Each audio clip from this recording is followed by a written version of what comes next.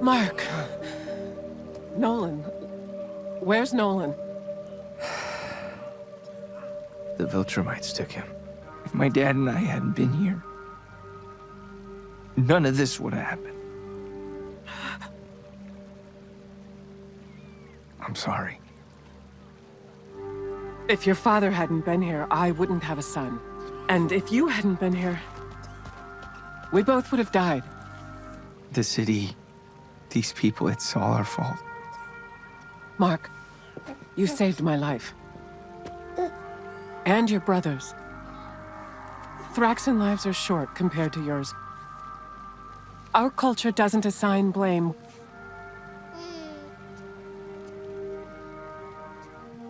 We only look forward. We will rebuild, Mark. Count on that. Your people must need your strength. I'm sure they got it covered. And like any family, we're all messed up in our own unique way. We go around saving lives while ruining them at the same time. Behold, omnipotence! Tremble before my unlimited power! No. How did a mere moment on Earth turn you into a weak, sentimental traitor?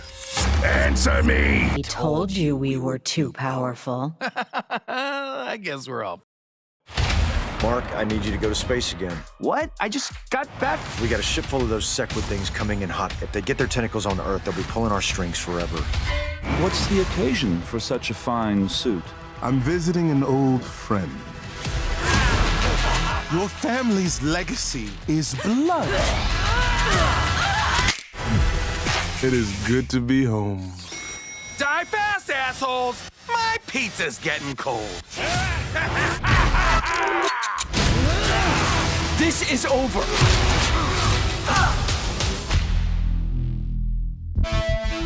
I'll never let anyone ever hurt my family! I'm sorry. Welcome back, everyone. It's Charlie. Invincible just released the new opening scene from Season 2, Episode 5. We've gotten a couple other big trailers with a ton of Easter eggs from the comics with some really big new characters that are coming in the next couple of episodes, so we'll break it all down. If you're brand new to the channel, be sure to subscribe to get all those episodes. Really big news, too. We're also getting all the X-Men 97 episodes around the same time, so there'll be way more X-Men episodes because there's not going to be any big break. Like, it'll just go through 8 episodes. I believe it's meant to be 8 episodes. So we'll have X-Men episodes, then like the day after, we'll have Invincible episodes. It'll be a great March, great April. Finally starting to get some new stuff. But at the beginning of the scene, they start in the direct aftermath of the Viltrumites' attack on Thraxa right after Episode 4 ending. General Kregg, the Viltrumites took Omni-Man into custody and had killed the other 2 Viltrumites. If it wasn't clear, you can kill Viltrumites. It's just extremely, extremely hard. Typically, it takes another Viltrumite, or, in the case of the ending of Episode 4, that's what all of Omni-Man's books were a reference to, the adventures that he had in his time during the Viltrumite army before he came to Earth, encountering other aliens around the universe that were powerful enough to be a danger to the Viltrumites. So I'll talk about them in a second, because there are a bunch of them, obviously, like there's a big box of books there. The main focus of this first big scene is Invincible just picking up the pieces literally and emotionally trying to deal with the concept of all this collateral damage caused by their fight. He's worried that this kind of thing is just going to keep happening and will eventually happen again on Earth. Each time there's a major Viltrumite on Viltrumite fight, they destroy everything around them without even trying. Like a bunch of bulls in a china shop. So he's basically worried he's going to get everybody he cares about killed just by existing, like just by the sheer fact that he's standing around and has become a target for the other Viltrumites, who we actually get a teaser for during the other trailer footage. Like, yes, there are definitely Viltrumites that come back to Earth during the rest of the episodes. And Anissa, Oliver's mother here, is using their Thraxan culture, their philosophy to try and help him move forward. Because even though Thraxans literally don't have the time to dwell on the past the way longer-lived cultures like humans and Viltrumites do, if you haven't thought about it before, there's this real-life concept of why humans' ability to forget things is critical to our survival as a species. If you were able to always remember every single thing that ever happened to you your entire life, it would eventually drive you crazy. Eventually, you'd be dealing with so many bad memories, you wouldn't be able to function or move forward with your life. It would become a curse. For someone like Invincible, it's a much bigger problem because he's going to live for thousands of years, at least maybe longer, so he'll begin to experience and accumulate way more memories than it would be possible for a normal human. So if he wants to be able to function like a normal person in a couple thousand years, he's going to have to find a way to completely forget about everything that's happening right now, or at least all the really small stuff. The other really important thing here is how Anissa reminds him about Oliver, Omni-Man's half-Thraxan son, who's affectionately known as Omni-Man Jr. in the comics, and his promise to protect him, so that's why he's taking him back to Earth with him eventually. Basically, the next big part of his story is returning to Earth and them raising him like he's another member of the family, just like a normal kid who just has way crazy superpowers. A big part of the storyline for Oliver initially in the second half of Season 2 is Mark taking him home and Debbie getting used to him, but she eventually treats him like a surrogate mother, and Mark treats him like a regular little brother. So he basically becomes just another regular member of their family on Earth while Omni-Man is stuck in the Viltrumite prison. Generally, it's pretty positive between the three of them on Earth. He continues to grow super fast coming into his powers, but Mark has a lot of moments with him that are references to things that Omni-Man did with him when he was a child and then developed his powers. So basically, it's Mark trying to use all the lessons that Omni-Man taught him before he revealed his secret, and everything went completely nuts at the end of Season 1.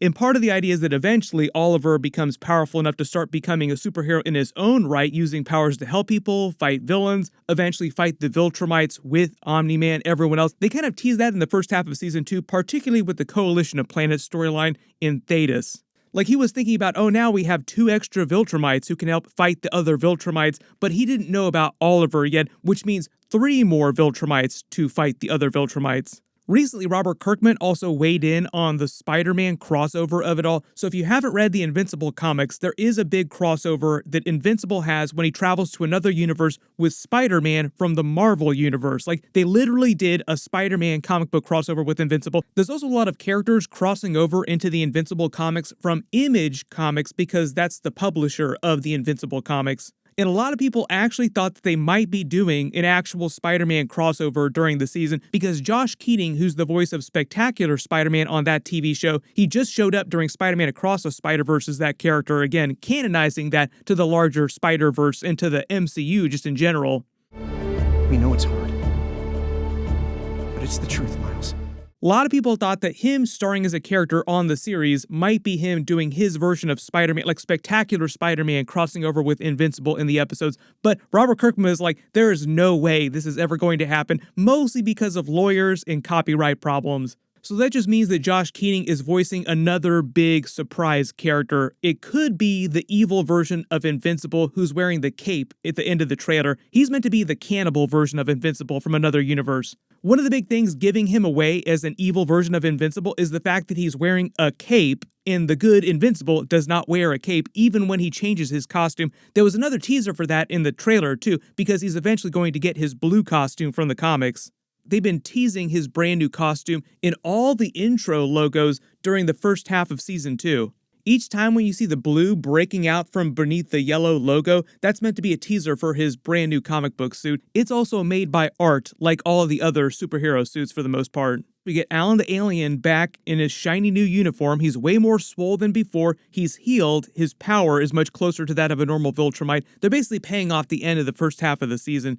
Thetis unplugged his machine, so they were also kind of teasing the secret history behind Thetis' character too.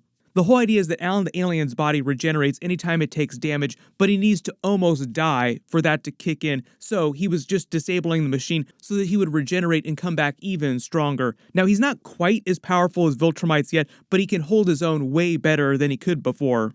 But the idea is that theoretically, this could keep happening to Alan the Alien. Like, if he almost got killed again, like he kind of died, he would also come back even stronger. Like, he could just keep doing that over and over again. But, big but, it would hurt a lot, and he would have to die for it to happen. There are a couple other stills that they released with the trailer too, and you actually see him at what looks like Mark's college. So it looks like he visits Mark, like, oh, hey, by the way, I'm alive. I'm doing great.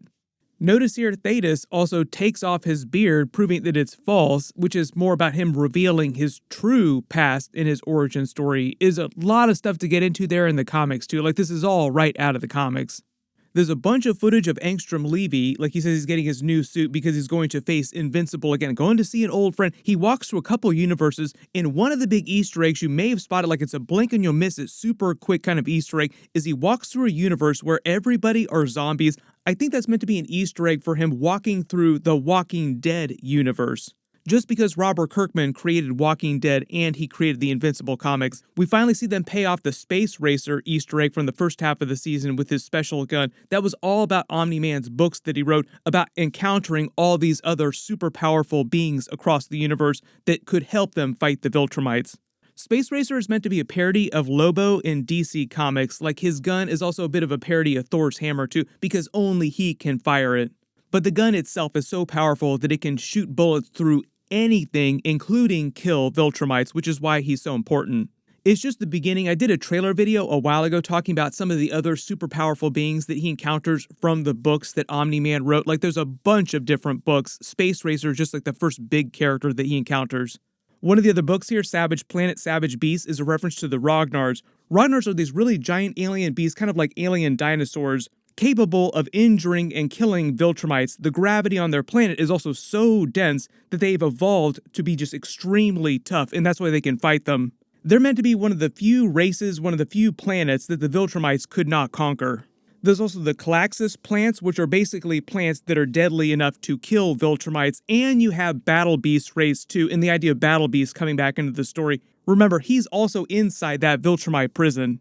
There's a bunch of other footage, so I did a couple other trailer videos talking about those different scenes that I don't cover in this video. But the other big thing, big reminder, is that X-Men 97 episodes are coming. They just dropped the trailer for that. I did a completely separate video. Click here for that. It will get you in all the member berries. And click here to learn what's going on inside the DC universe right now too. Thank you so much for watching, and I'll see you guys in the next one.